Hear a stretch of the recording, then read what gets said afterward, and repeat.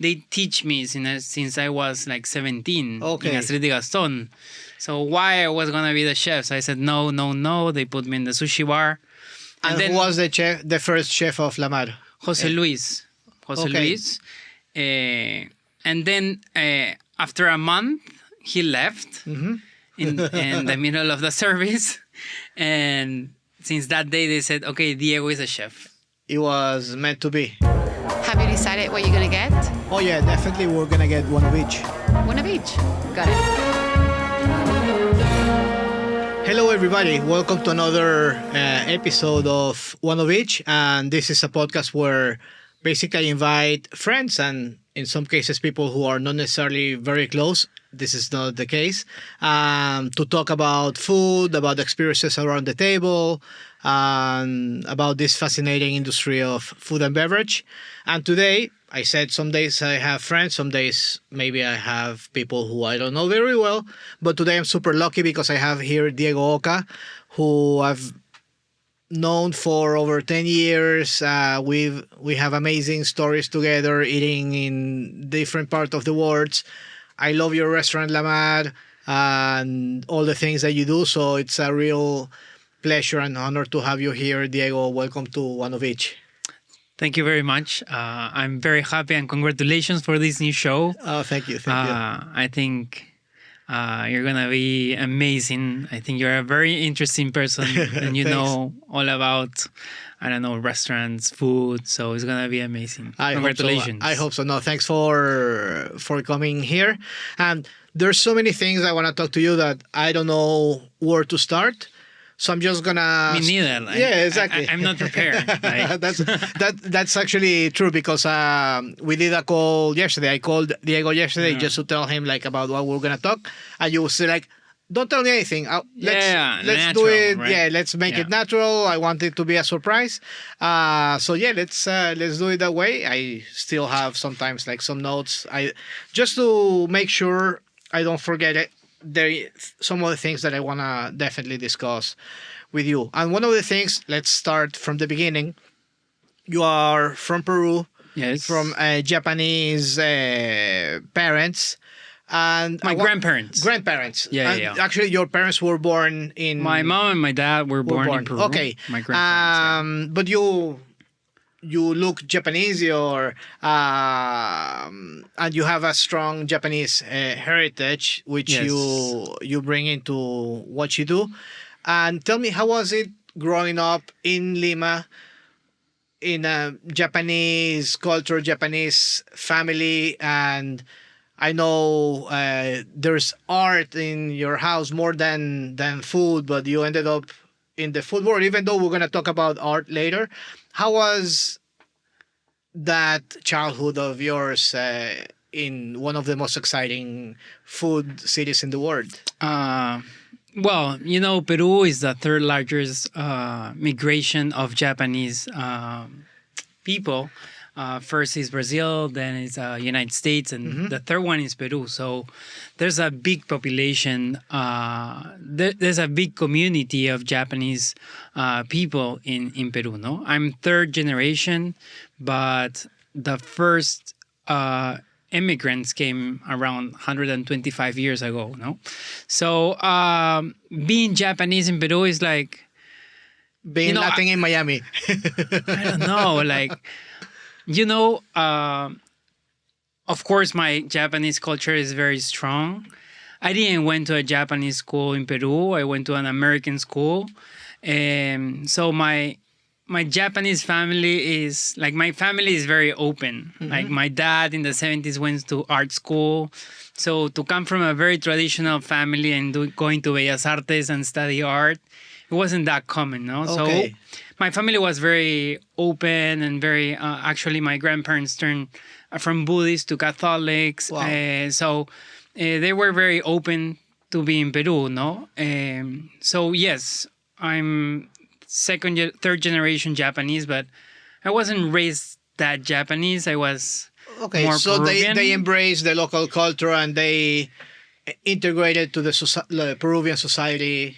Yes, Like- very fast. Actually, my grandparents learned so fast Spanish that the older brothers of my and sisters of my dad, they were the only ones that speaks Japanese. Wow. They were 9 from my dad's side, and the youngest, they don't speak Japanese because Okay.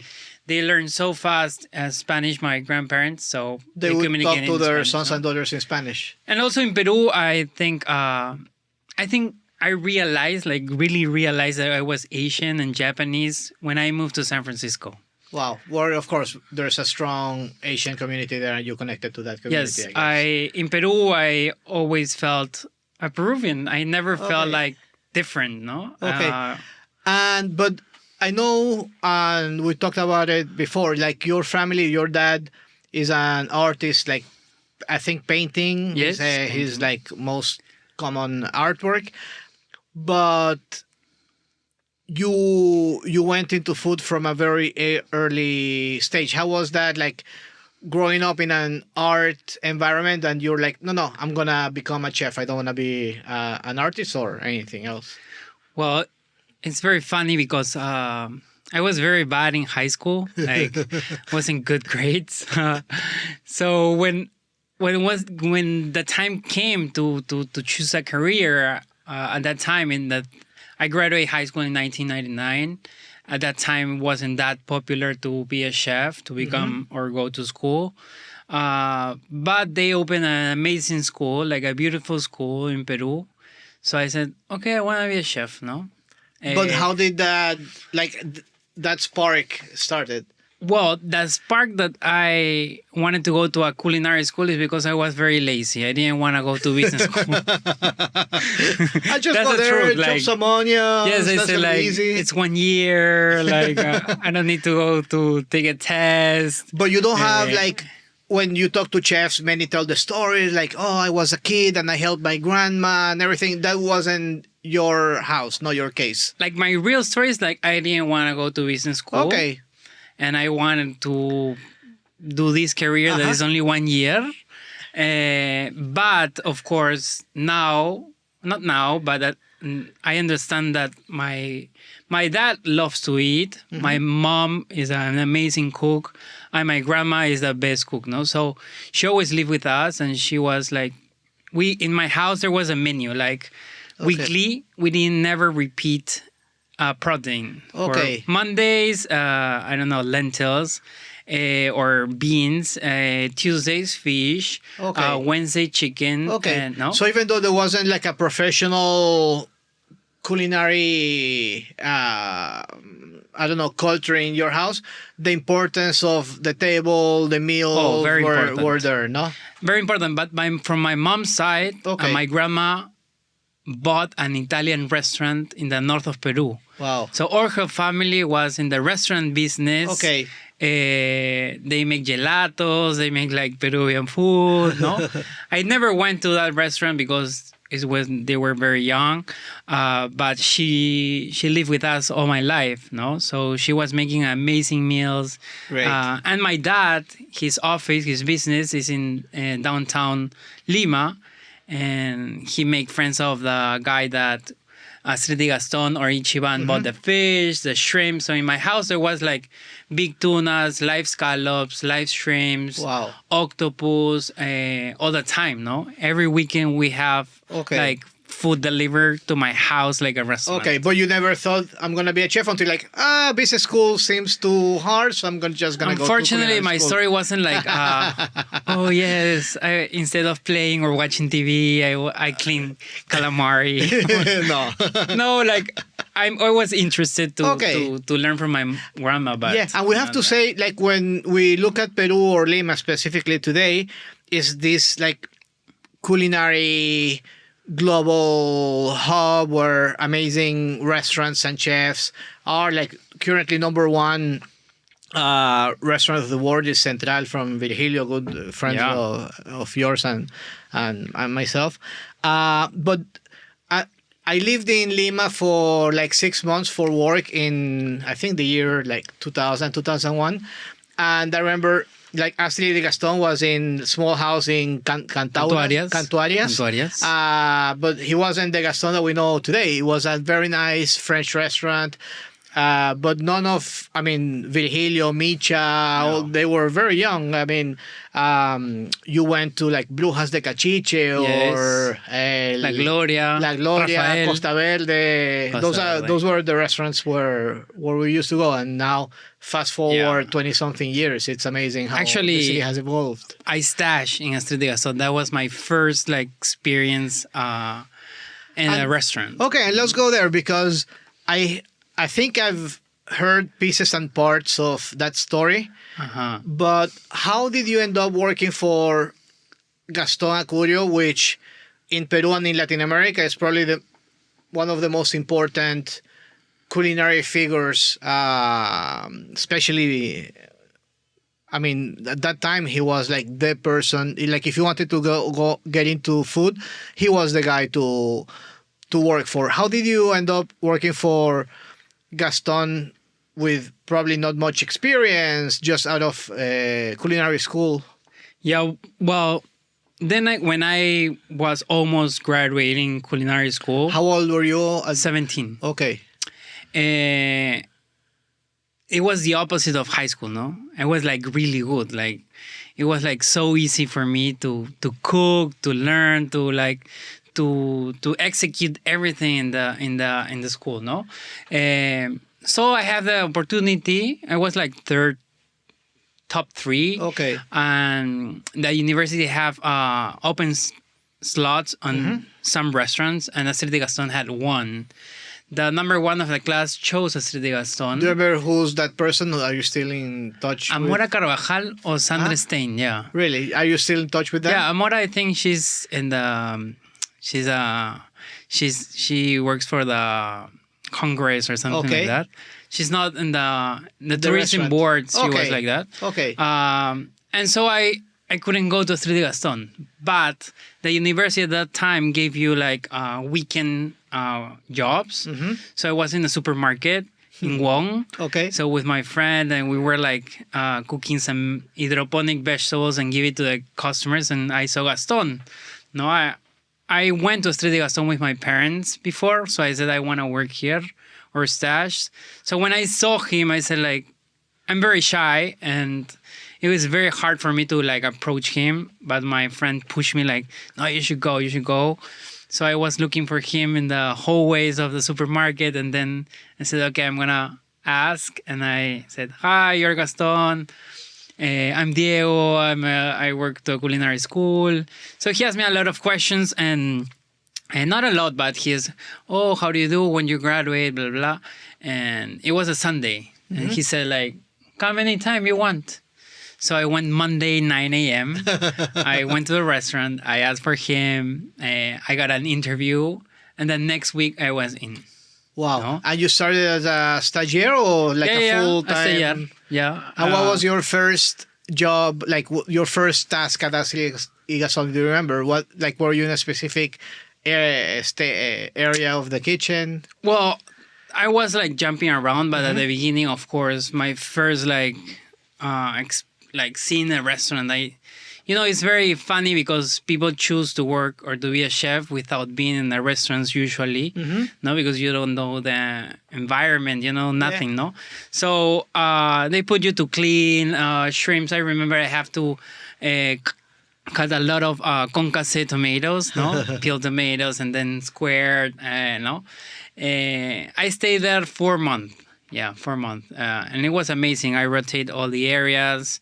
It was amazing. And then what happened to your career? Because I know I don't want to use the word protege, but you are one of Gaston's main guys when it comes up to like opening new restaurants, like revamping a menu. I mean, you've been running Astrid Gaston, La Mar in Miami for over almost 10 years. Yeah, 10 years. Exactly. You just had the anniversary party. So how was that process of, from a young kid who wanted to learn, did you get more and more responsibilities as you were working and as he got to know you, until I think your first task was to open La Mar Lima. La Mar Lima, no? Yeah. I don't know what happened. No, I think my career started on a untraditional way. Usually, you start like on the bottom and you start growing, growing, growing. I worked 3 years in a Japanese restaurant where, Japanese people is like super strict after I graduate. And they put me to, they make me choose if I want to be a server or a dishwasher, no? Okay. So I said, no, I want to be a dishwasher because it's in the kitchen. And Gaston used to go there, no? Okay, but that was before... That was before Lamar, okay. no? And then I stayed there 3 years. I was looking to go to Japan to study, but my idol offered me a job, no? Nice. So, and it was Gaston, and I canceled everything, and then he offered me the opportunity to be in Lamar, no? As a head chef. As a head chef, but I didn't accept because before that I was in Astrid Gaston. Like I got into Astrid Gaston like 3 more times to stage, because the first one is to graduate from high school, from culinary school. Then I went to the Japanese restaurant 3 years. He offered me a job for a bar restaurant, Gaston. So I went back to Astrid Gaston 3 months to make that menu. I was like 2021. Then I stayed there 6 months because I said, at 20, I cannot be the chef. I need to learn. I have to have a mentor. So I told to Gaston, I said, no, I don't want to be there. So he said, okay, I have an amazing project. I want you to be part.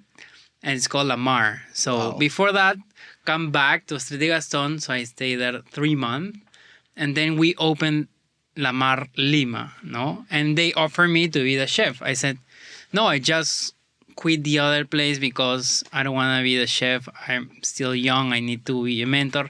And most of the team that was going to was opening Lamar Lima, they teach me since I was like 17 in Astrid Gaston. So why I was going to be the chef? So I said, no. They put me in the sushi bar.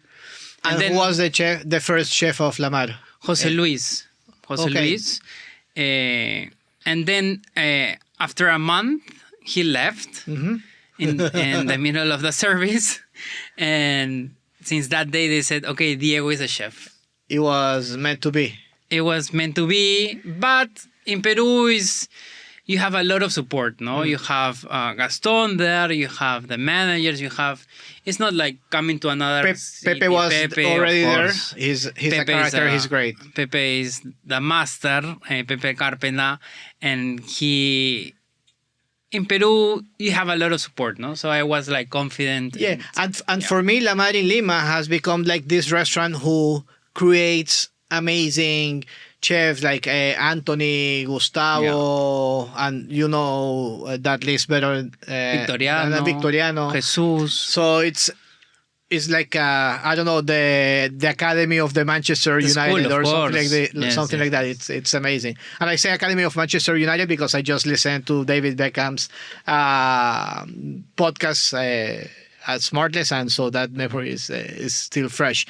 So after Lamar, what was next? Mexico. You didn't do Bogota. You did Bogota too. Okay, so first Mexico and then Bogota. Then they told me I was 23, or you want to open Mexico? I said, yeah, sure. No, I never asked where I'm gonna live, how much I'm gonna make. Like I said, sounds like amazing, fun. Let's do it. Fun. Yeah, let's do it. No.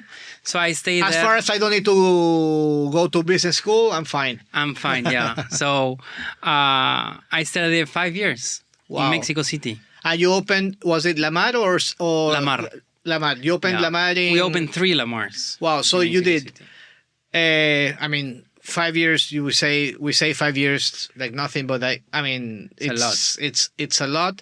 You opened Lamar in Mexico City. Yes. Then you opened Lamar in Bogota. Yeah, I moved there 2 years. 3. Yeah, the thing is, of course, we look at you, you still look young, when we look back at all the experience that you have, of course, you started at 17, so that makes more sense, no? So you 5 years in Mexico, then Bogota? Bogota, 2 years. 2 years, and then San Francisco. 2 years. Yes. Wow. And how was, because San Francisco was all those restaurants you opened them. It's not like they were already running and you meanwhile, were there. when I was living in Mexico, there was a team to support to open San Francisco. At that time, I didn't move, but we were supporting San Francisco. Okay. And then after Colombia, we applied to live here to work in the United States. And that's when I moved to San Francisco to take over. And how were they different? Like you had La Mar, Lima, San Francisco, Bogota, and Mexico. Same restaurant, 4 different countries, different cultures. Like, do you remember any one of those being like harder in terms of, I don't know, the clientele that you were serving, your staff? Like, what were the struggles of, like, is there a specific city or La Mar that you thought was like harder than the rest because of specific things of the market or the staff? I think the hardest part, besides cooking, is the management. Okay. No? How to train the people, how to choose the people, how to introduce a culture. Now it's super famous, no? But at that time, to introduce what's a huancaína, what's a tiradito, what's a causa. So it was a process of teaching the community. I think now you can put tiradito in any part of the world. Yeah. And people will know that it's a slice of raw fish with lime. Actually, many non-Peruvian restaurants have ceviches and tiraditos in their menus. No? But at that time, to explain what's rocoto, what's huacatay, it was a process of teaching each country. No, challenges of finding Peruvian ingredients. Yes, at that time we have a factory or a place where in Peru they produce all the bases, no, and they ship it to the countries. No, nowadays you can find fresh ají amarillo grown in California, rocoto, even frozen that it's good, no. But at that time we used to have like a rocoto paste, ají panca paste, ají amarillo, anticuchera. No, everything was like packed especially for our restaurants outside. Okay, and of course, Peru. You opened then a 5th La Mar, which is Miami, where you've been 10 years now. Yes. And I have to say, maybe it's the restaurant I've been the most. I used to go to La Mar even before moving to Miami. I'm going to tell something later. But do you think La Mar, Miami today is a reflection of all the different La Mars where you've been a chef? This La Mar has a strong or stronger than other La Mars, like an Asian accent. Did you get that from San Francisco? How was that process of, because La Mar Miami for me is, even though it's an Acurio restaurant, for me it's Diego Oca's restaurant. And I'm sure Gaston gave you 100% freedom to do whatever you want there. Does La Mar Miami reflect that trajectory of you going through all these different cities, meeting different people, different cultures into one concept? Yes, I think everything is an evolution. I think when we opened this restaurant 10 years ago, we were very traditional. We were very authentic on Peruvian flavors and presentations, on size, portions, no. But it's because you have to gain. I was new in the city. Miami knew about Peruvian food because there was like 700, I think, like Peruvian restaurants before us. And also it was challenging, no, because everybody knew what's a ceviche, a tiradito, and on the traditional way, no? And La Mar, we couldn't be that crazy fusion or restaurant, no? We wanted... But it was the first like high-end Peruvian restaurant, or there were... We were lucky to have an amazing location, to be in a beautiful hotel, to invest a lot of money, no? So also that part was hard, no? But it was an evolution. I think after some years, people knew us, they trust us, and then it's when we start doing different things for our guests. No? Oh, okay. And of course, a lot of that is my experience. No, I live in San Francisco. My Japanese background. I love Mexican food. I live in Colombia. My wife is Colombian. And in Peru also, it's a fusion. No, it's not only Japanese. It's Chinese, Spanish, Italians, Africans. Yeah, no? I still remember one meal I remember many meals in La Mar in Miami, but one meal for me was like a before and after Miami growth as a culinary city. And I think we talked about this in a different episode with Ryan King. Ryan King, who's a journalist, food journalist, British. He was writing an article about the growth of Miami, how Miami was becoming a culinary hub. And this was like probably 5 years ago. So he called me like, hey, I'm going to Miami. We're very close friends. Show me around what's interesting. And like, oh, I'm going to have a hard time picking like a full agenda for a weekend. But I ended up realizing that there were so many nice things to do. And I said to myself, okay, Miami is actually growing. There's many things to do. There's delicious restaurants where I want to take Ryan. And I remember, of course, La Madre was in the itinerary. You did like an off-menu tasting menu for the two of us. That was insane. It was very good. And I remember like one of the dishes was like a quinoa tamal. Maybe you don't even remember that dish, but it was a quinoa tamal with seafood.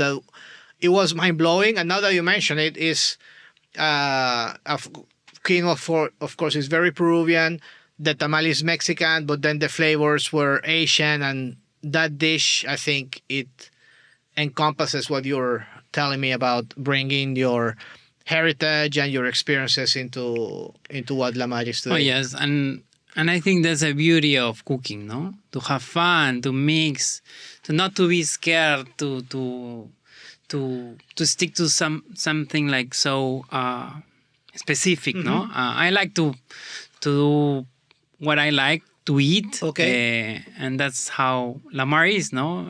Most of the dishes, besides the traditional ones, are dishes that they were created plain, no? Or people like you, like, you've been so many times. It's like, when I'm gonna cook now that Nidal is coming, like, he might be tired of trying the same thing. So that's when your creativity sparks and starts to do different things, and sometimes works, sometimes doesn't work. Yeah. No? And what about, because you travel a lot for work and for fun, I remember, I mean, and we're gonna go there later. A trip in New York. It was Nicolas Gill was there. Oh Ken Saito. I think was somebody else, and we spent. Ryan King. Ryan was there too. Yeah, that's the first time I met him. No, I don't think so. No, he was not there. Nicolas Gill. Yeah, Nicolas and Gill, that trip, I remember we started like at noon, and we ended up like at 1 a.m. and we did like 6 restaurants in a row. Crazy. Well, what I was going to ask you, like, you travel a lot, and also traveling is learning and gaining experiences.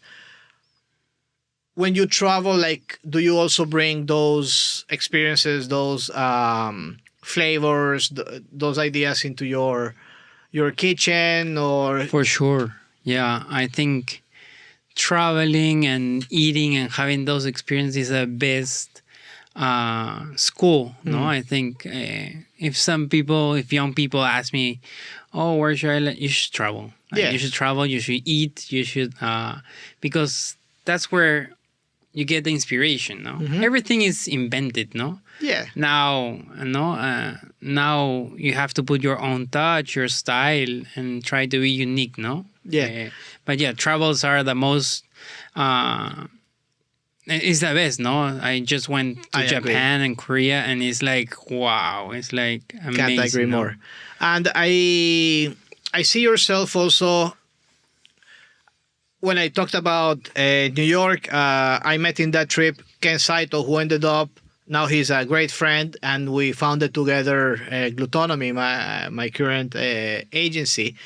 But also, I remember when I moved to Miami to open Glutonomy, that was 2000, end of 2015.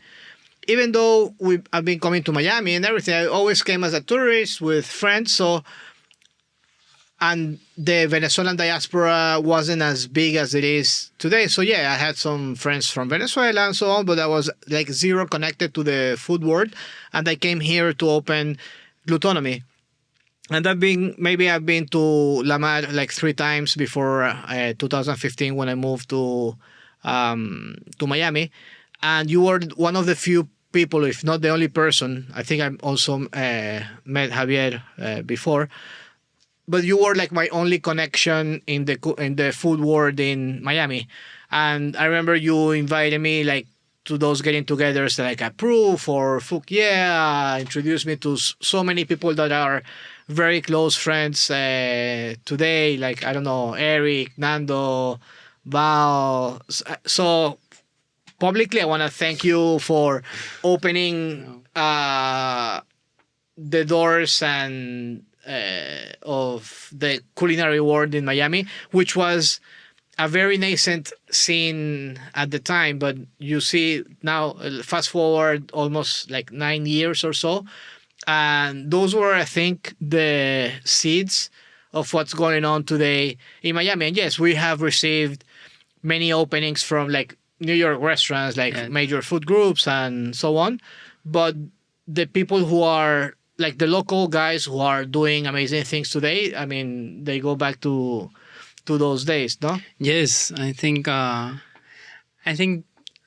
really enjoy doing that. I do it. I love to connect people. I love to especially support people, new business, especially friends, no? That it's so hard to move to a country and don't know anybody, no? And I've been in Mexico at the beginning without knowing anybody. I've been in Colombia without knowing anybody. So I know how important it is to connect people, no? And I love to do that. And do you find, like, when you move to Mexico, to Colombia, to San Francisco and Miami, like, did you find those connections in the culinary world, like local chefs who recommended you where to go, connected you to other chefs, or it was more closed at the time, like trying to be part of the local community? I met, like in Mexico, I met a lot of chefs. They were super nice. In Colombia too, in San Francisco too, but never like Miami. I think Miami has been special. Okay. And that's what I love Miami and being a chef, a cook here. I think the community is very close. I will compare it to Lima, no? Okay. If you see the food scene in Lima, yes, they're all friends. We're all friends. We all support each other. We all celebrate each other, no? And I think we shouldn't lose that here, no? Good point. I know there's more chefs, there's more competition. Yeah. But at the end, I think what makes and would make Miami strong is if we are all together and support and celebrate and like we do now, no? I think most of us, we Absolutely. are good friends, close friends, and not only to do collaborations. Like we go parties, we go bars, we go to the movie theaters. So you don't see that. I think you see that only in a few cities in the world. You're right. And considering, because in some cities where probably most of the chefs are from there, it's more natural. Maybe they went to culinary school together and everything. But in the case of Miami, one, it's many of the chefs are immigrants or like Latin backgrounds. There's also like Americans from other cities that are not Miami. So I think it's very diverse. So the fact that the industry has come together as a block, I think it talks very well of the community and the chefs who are part of that community. No? No, yeah, and look Peru, no? Yeah. Why Peru is so strong is because they are together. Absolutely. And if we want Miami to be strong, as we've been doing it for the past years, and and to become stronger, I think we have to be together. And I'm gonna change a little bit of topic. Going to we're gonna talk about what you're doing now later. But you, from all the chefs that I know, you are probably one of the ones who has the strongest like artistic sensibility in terms of design, graphics. I remember we did a dinner, a lengua dinner, like the first time we did the dinner, we invited all the speakers to La Mar. I still have it in my house, like a hand painted menu for lengua. You're into pottery. You draw a lot. How do you combine? Like, is cooking your work and art your hobby, or how do you manage both disciplines? I really don't plan anything. I'm very bad planner. I just do what I like. I just do like. Of course, I'm very lucky to have an amazing team. My team at the restaurant is very old.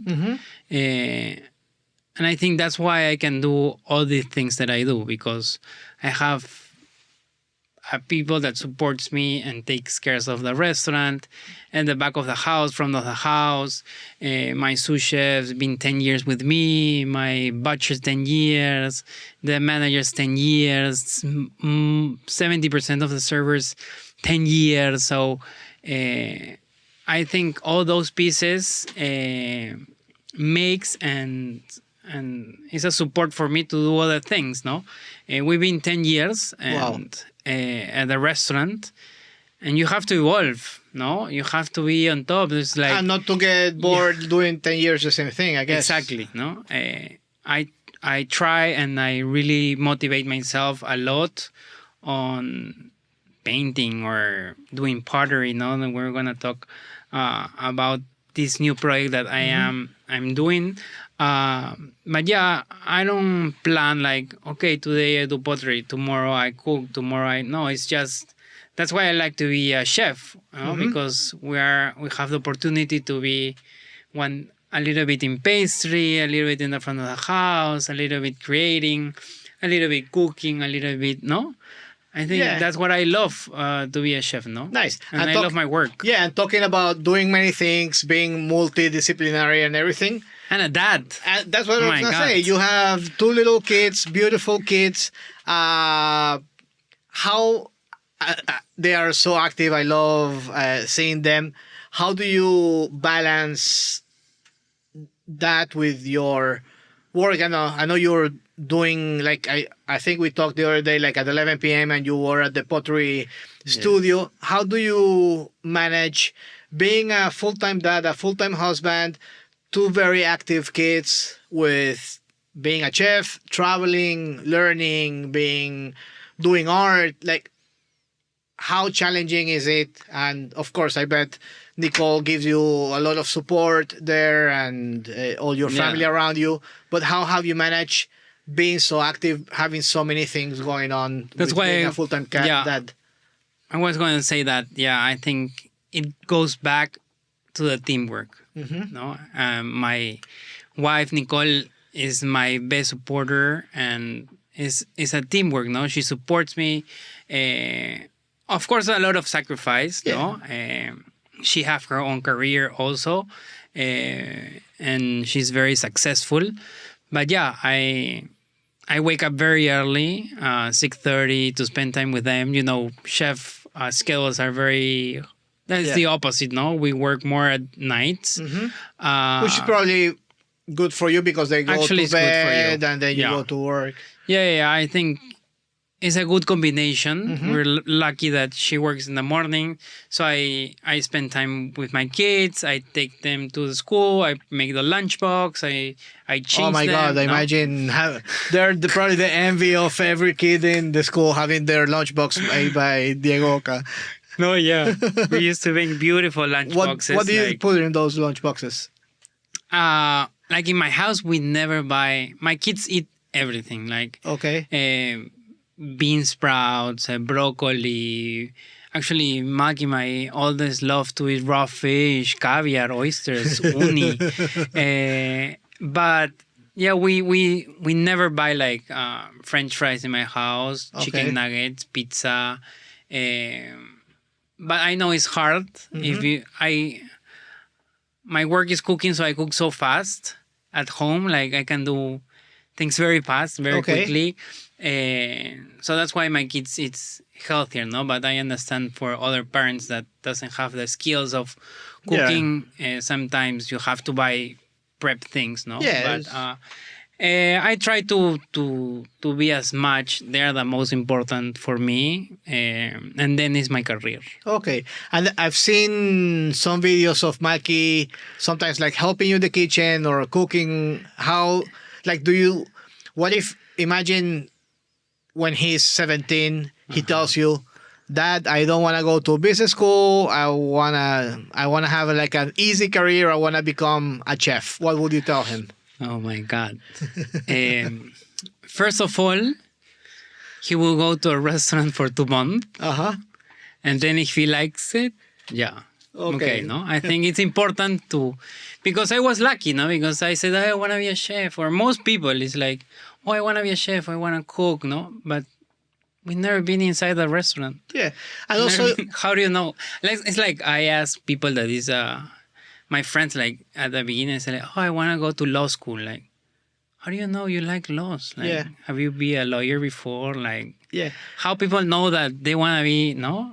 And also, I don't want to say lucky because you earned it, but also like you started your culinary career with Gaston Acurio at probably no, definitely the most important restaurant at the time in Lima. So for you, it was probably a no-brainer and easy. Like, yes, I love this. This is amazing. I'm learning so much. But imagine how many chefs don't have those opportunities, and they need to start their career in other environments where it's much harder, or maybe they don't have a mentor.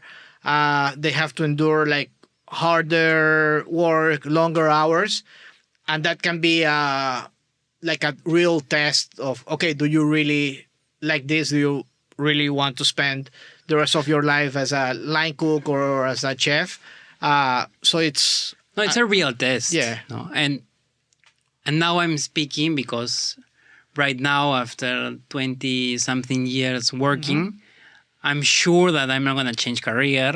And this is what I really love. But the first maybe 5 years, I was doubting a lot, no? Because all my friends go to a normal university where they have 3 months of summer, no? And they go to the beach and they have to work. and they go out on Saturday night. Exactly. They go out on Fridays, Saturdays. And Yeah. and those times are hard, no? Because you're 17, 18, and I have to wake up at 6 a.m. And I love to cook, but it's hard to be in the kitchen, no? All day, very stressful. I was very young, a lot of pressure.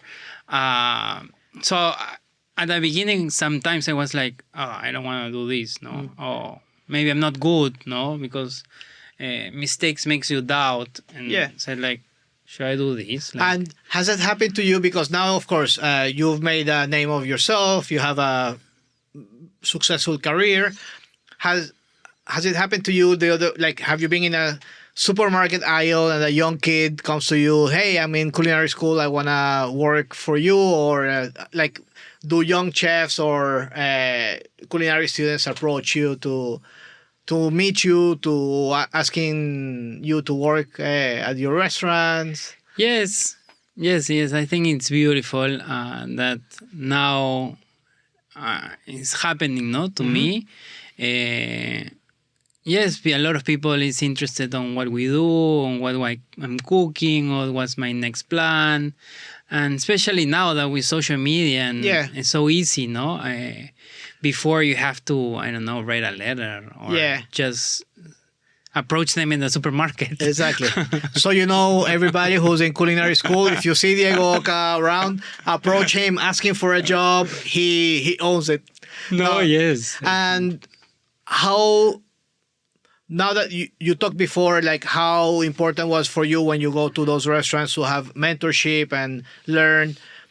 Do you have like a specific way of working with younger chefs who join your team? Like, do you walk them around different stations? How do you identify if they have a specific talent, or when is there a point where you tell them, hey, this is not for you? Never. No, like Like I never tell anybody that it's not for you. I think each person is different, and each person have a different talent. Of course, it's a business, and you need people to be hard worker. But I think the interview process is very important. Because I have a very old team. I try. I don't hire by experience. Like if you work in a Michelin star or you work in Europe, Asia. you don't. No, it's for me. It's secondary. Okay, what do you look for? The heart. Okay, Like I really the heart, the brain.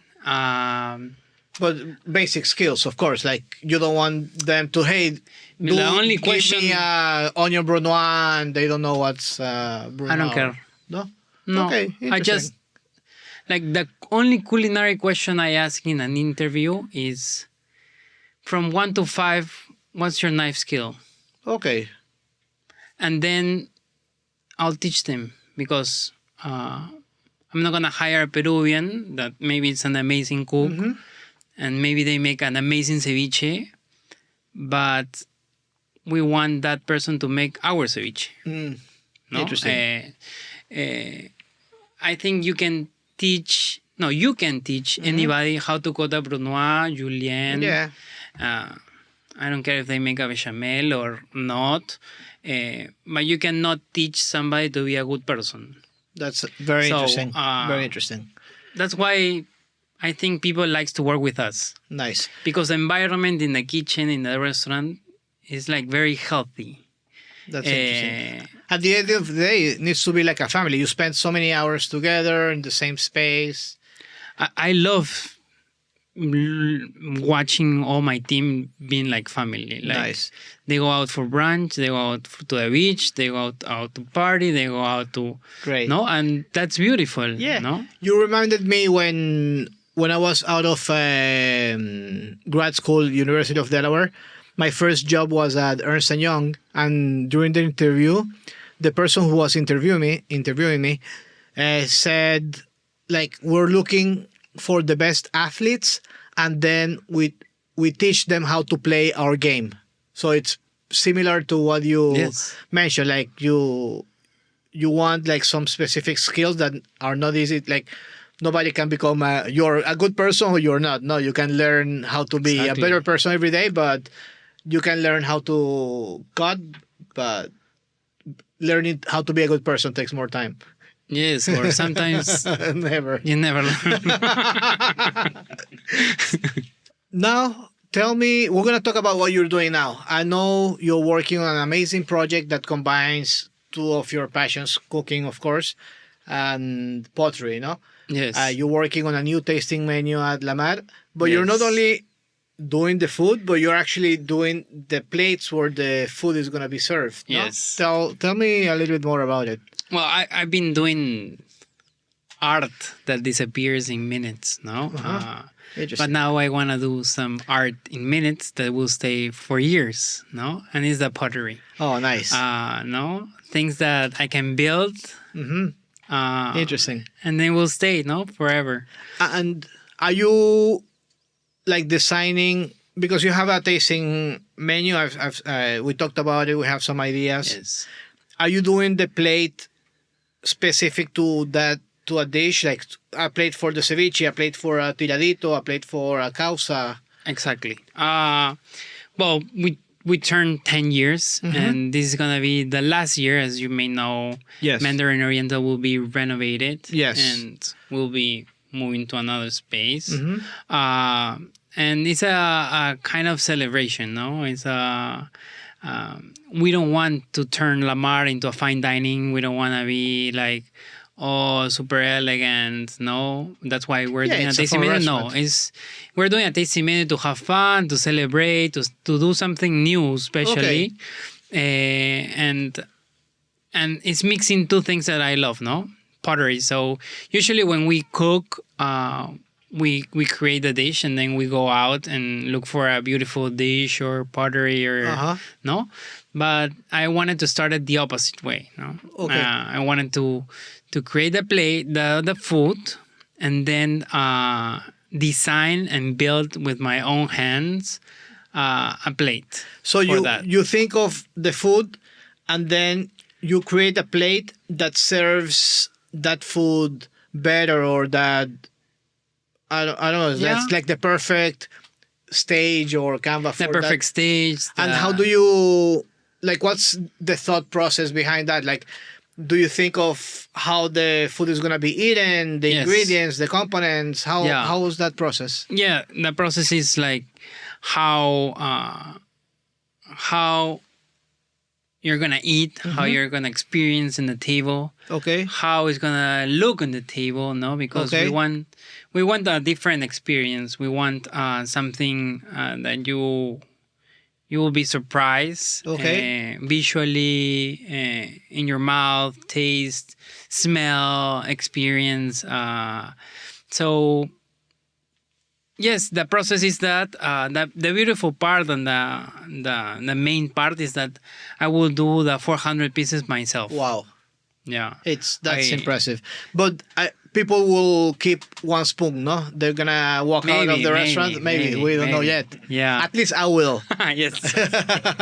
Even if you give it to me, or then Yeah. I'll sneak it in my jacket Yeah. when the waiter's not looking. Well, and I pitched this idea to the hotel, and they love it. Oh, nice. And they're supporting, and we turn a hotel room into my ceramic studio. Wow. So we took the desk, we took the beds, everything, and we turned it into a studio. But you're not baking there, no? No, that's the only part that they don't know. They for didn't good build reasons. you a kiln in Yes. a room like. So we built. The pottery process is very long. Uh-huh. No? We built by hand. I'm not using any molds. Wow. So each plate will be unique. And this is not for all the restaurant. No, we're only max 20 people per Okay. day. We don't want everybody doing the tasting menu. It will be with a reservation. Nice. Everything pre-booked. But yeah, the process of making a plate is like you build, then you dry it, then you fire. Well, you have to dry like 2 months, and then you pre-fire, you Wow. bake it in a bisque stage, then you glaze it, and then you fire at high temperature. No, so it's a Wow. very long process, but I'm very excited because. And what about the operation? Like, are those plates like dishwasher friendly? Yes. Or like, Although it's gonna be stoneware, Uh-huh. is FDA approved. The clay, the glazing, dishwasher. I'm doing it like, we're doing only 25 pieces of each, so it have to be durable. In restaurants, the dishwasher is crazy sometimes. Yeah, I can imagine. Especially if you serve 300, 400 people every night. No. and so we could be expecting, like, when La Magia is gonna close, like a auction of those dishes. So you're taking them to I a don't new know. I restaurant? put so much effort. Like, maybe I'll take it all home. I don't know. I'm sure We'll Nicole see, would we'll be see, we'll very see. happy about that. I don't know. I don't know if she's gonna be happy with so many plates, but Talking about staff and how you're receiving young kids or chefs to work with you, and you teach them and you pass them your knowledge, is there any specific skill that you haven't mastered, that you're not interested in mastering, and you rely on other people to do it, or you understand maybe what are your weaknesses as a chef, and you look for people who would complete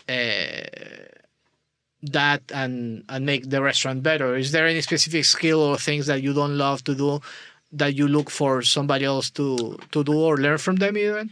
Yeah, a lot. I think the important part of success, I think, for anybody is to know in what things you are good and what things you are not. No. Also, my team, I see it also as a game. No, I think you have to see it. It cannot be two Diegos or three Diegos. No. I'm Diego. I know I'm very bad in organization, so I hire somebody that is good in organization. Okay. I don't like too much to be in the computer or Excel or doing like documents. I hire somebody that loves to do documents and be in Excel. No, and so it's like a game. No, you have to hire. The success of something is not only me. The success of the restaurant is a combination of many things. No, Interesting. And I don't feel bad of not knowing other things or not liking other things. I know I'm good in other things, and I hire people that are good in other things too. And I think at some level, and this is not only for chefs, it happens to me in my work and many disciplines. Yes. I think the good manager and the good leader is the one that understands the skills of each member and builds a team, a family that performs. Those are successful. No? Yeah, and I always say teams, no? Which is contradictory. When a chef becomes very good and grows, he stops cooking. Like it's one of the few depends on jobs. how you grow. Yeah, exactly. And people want to, like some chefs are 60 and they still love to be in the past and everything, but like many chefs, they grow, they open more than one restaurant, so they need to be around. Many chefs are like doing conferences and shows and everything, so their career pushed out of the kitchen, and they have to trust and rely on their team. So it's very common that when you become super successful, you might stop cooking. No, it's kind of contradictory. Yes, but then you learn that you like other things. Exactly. No, I think. And teaching becomes more important as well, and communicating philosophy and methodologies and everything. Yeah. I think the beauty of being a cook, a chef, well, depends on each person, no? But there's people that wants to be a soldier all their life. They don't want to be captains. Yeah, absolutely. And we need soldiers, no? 100%. And we don't need too many captains, no? And 100%. So I think it's a balance, and then in the track, in the way you find things that, I'm good in this. I like to do this, no? I think if I do this, it will be better for the team. Or, no, I think you evolve, no? Yeah. And I'm going to change the topic a little bit, even though everything is related to your career and football we're talking about. You are part of this, like, I would say, like, golden generation of Peruvian chefs. I mean, of course, if we look back at history, there's many chefs, many talented cooks who built the basis of Peruvian cuisine. But then you have Gaston, you have Javier Wong, and many other people. But now, like your generation, where we have like Micha, Virgilio, yourself, James, and I mean, so many. I'm sorry not mentioning all of them. You have put Peru in the global map, in the world map, and have positioned, I would say, Lima as a hub, as one of the world food capital. No, how do you see? Like, is this opening the doors to a younger generation of Peruvian chefs to open new concepts, to leave and open Peruvian concepts outside of Peru? Like, how do you see the next generation of Peruvian chefs, like carrying that flag in the future? I think it's gonna be amazing. I think now that, especially that now being a chef or being a cook is a career, and your parents are proud you to go to study or to experience that career. That's the most important support to become successful. The examples that young people is watching, Virgilio, Micha, Gaston, and Jaime is doing amazing too. Jaime, Francesca, Jorge, so many. Yes. There's so many. Yes. Like, no?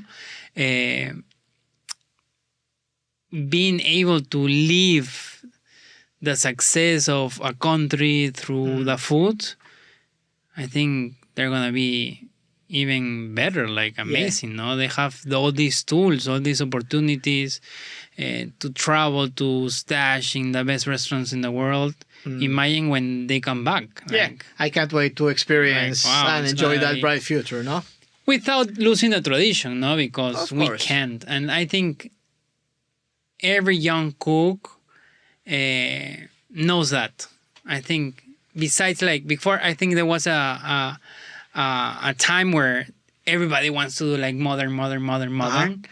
But I think in Peru, especially, they have learned and they are conscious that tradition have to be there and it's very important, and you have to learn that first. No? Amazing. We're finishing in a bit. I want to do something that I do with some guests. I know we mentioned you travel a lot. You love to eat in different places. So I have here like a list of cities where I've seen you traveling lately.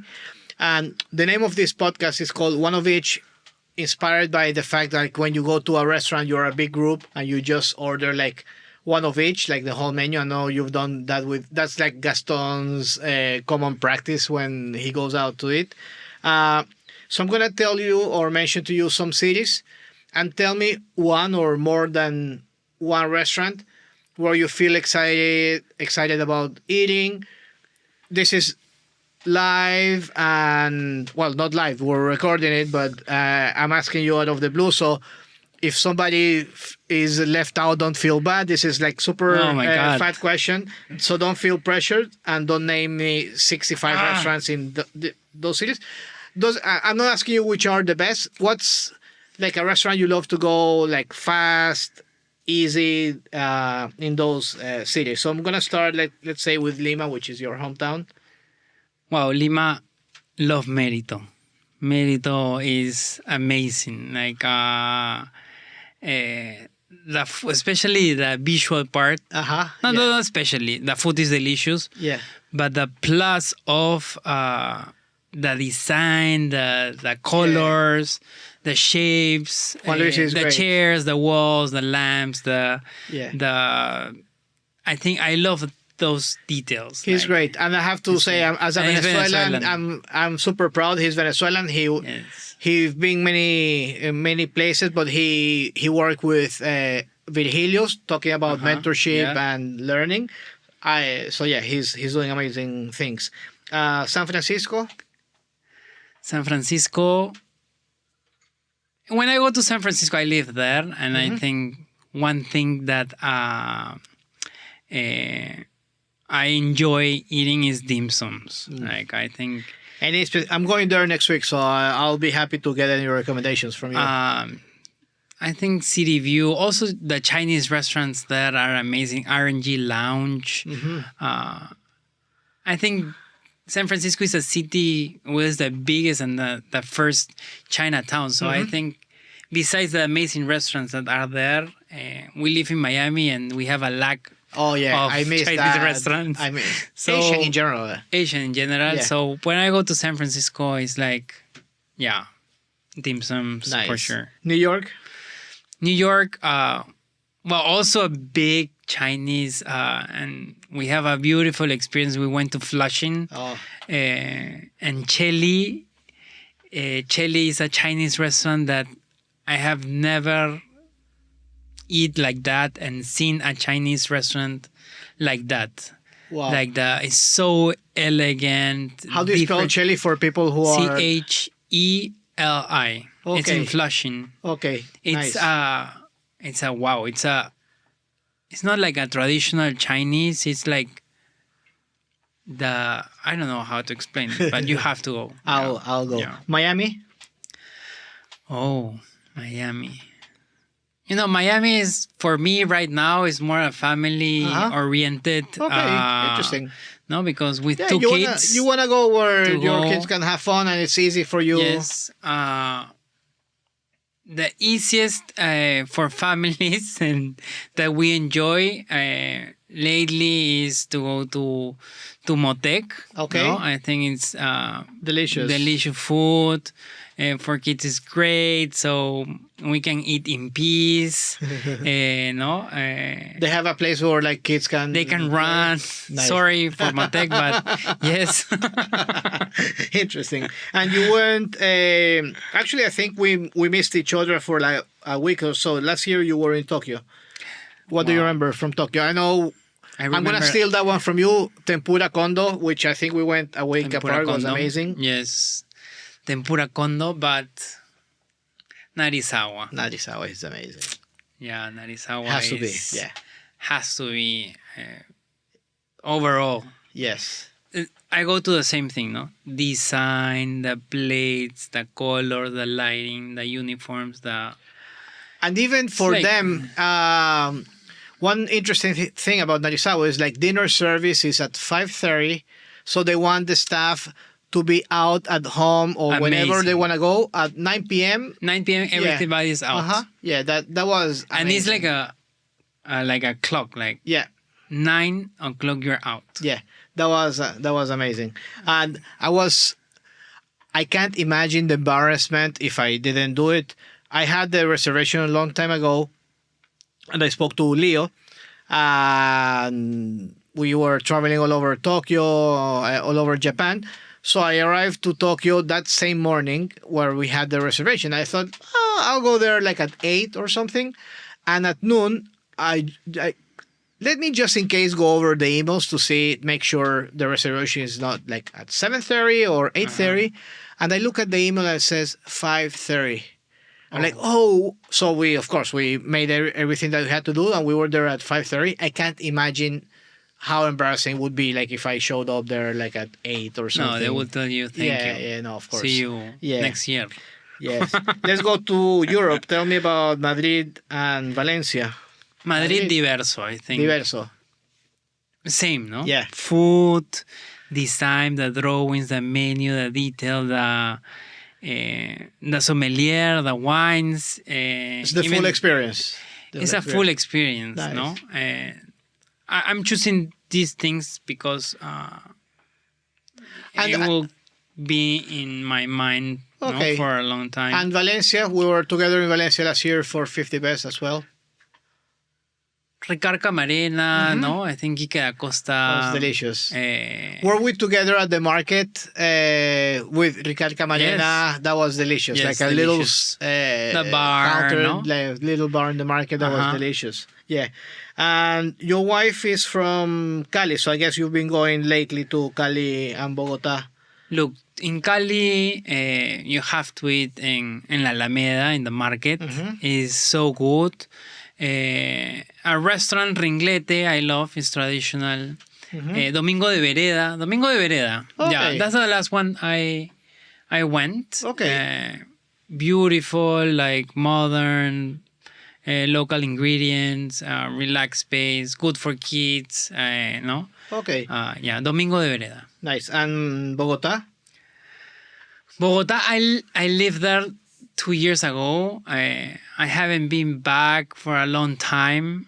You lived there 2 years. For 2 2 years, Yeah. yes.